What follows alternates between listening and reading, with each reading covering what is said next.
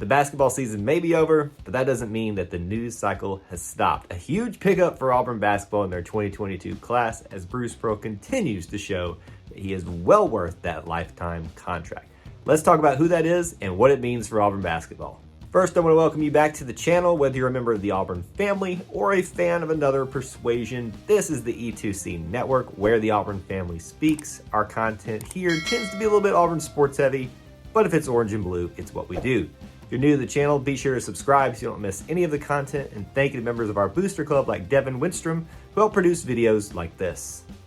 Dealing with that very embarrassing loss in the round of 32 and that early exit from March Madness for Auburn basketball is getting easier and easier to deal with, especially when news like this continues to circulate and Bruce Pearl shows just how amazing of a coach and recruiter that he actually is.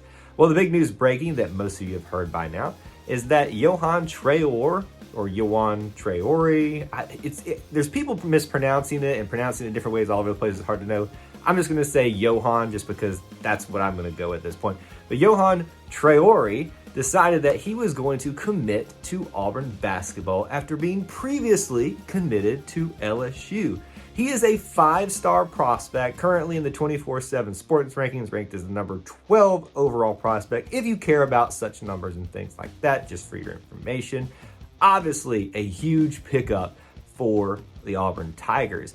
He's listed as a center when you look at the description of him. However, his size and his athleticism, the way he's just kind of built, he's built more of like a big four or a power forward type of situation. Think Jabari Smith, kind of. So basically, we're replacing Jabari Smith.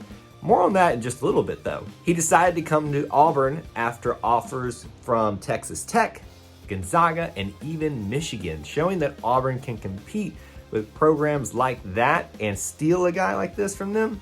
Shows where they are as a program at this moment. Now, very briefly, I do want to mention that our last video about the program was in reference to Devin Cambridge, former Auburn Tiger, deciding to transfer out. He's announced his destination to Arizona State with his brother. A lot of us expected that. Just want to mention that because go check that video out if you haven't. It does kind of lead into this one and this discussion and kind of where we're going with the program. Just think it's important to bring that up. Now, how did we get to this point? How did this all happen? Well, as I mentioned, he was a previous LSU Tiger commit, going to be part of a very important class for them coming up, and the former coach, Will Wade. Speaking of Will Wade, you finally got caught, my friend, which opened up the possibility for Traore to open up his commitment and seek other opportunities elsewhere, obviously ending up at Auburn.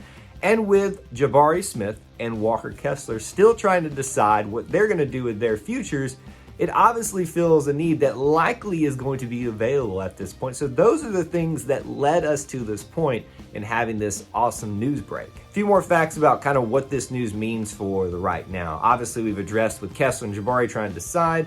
It's going to fill what will be the vacancy of the best front court in arguably Auburn basketball's history. It's hard to top what Walker Kessler and Jabari Smith brought together as a unit, despite how that final game went for them likely. Currently for rankings for classes, Auburn was sitting at the 36th spot. Well, with the commitment of Traore, it boosts them up to 12th overall, tied with Villanova and 3rd currently in the SEC in terms of who's ranked the highest. The class now also includes Traore, but also Chance Westry, who's a bigger guard, and Trey Donaldson, who's a smaller guard, considered to be a point guard. Pretty well-rounded class already, even if this is just where it stays at. But what does this mean for the future, though? There's a couple things that we can use to address this question. Obviously, the decision for Kessler and Jabari, but there's even some rumors and some people in the know that say there's a possibility that Traore could bring in one of his friends or two of his friends with him. But maybe who does this even convince that maybe was not connected to him might consider to come be part of this class and be something special for this next season at Auburn. Already very well set up at the guard position, and with him coming in to fill in that front court, maybe one or two extra pieces wouldn't hurt and make this another championship level team. So we're going to talk about the future based off of 3 scenarios, the most likely and the least likely, and what it could mean going forward. And this is based only on the information that we have at hand, that Traore is coming to Auburn, and we don't know anything yet about anybody else coming, and we're going to try to operate off the assumptions of what may or may happen with Walker and Jabari. So let's start with the most likely scenario. Jabari Smith and Walker Kessler go into the NBA draft and get picked up, leaving the Auburn Tigers. I know, Auburn fans, it's sad. You need to wrestle with that reality because it's probably the most likely thing as of this moment based on how they both performed this season. In this scenario, what does it mean for Auburn? Well, it means that Yohan probably slides into the center position, even though he's more suited probably for a larger power forward situation. The need definitely would be for him to play that center role for Auburn, considering the type of talent that he is going to be. This would mean that he'd be backed up by Dylan Cardwell, and at the 4 spot, Jalen Williams would be able to seize that opportunity that he's been waiting for to solidify himself in that starting role.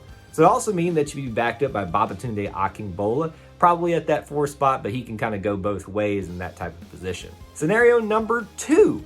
This one would be pretty exciting, actually.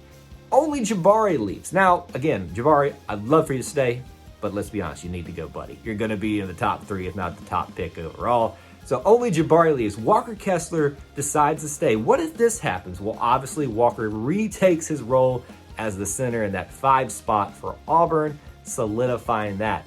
Still allowing Dylan Cardwell to be his backup in that position. Then that moves Yohan down to the 4 spot where he's more traditionally set up for, which would be a great thing for him, being backed up again by Jalen Williams. And I just want to say this too.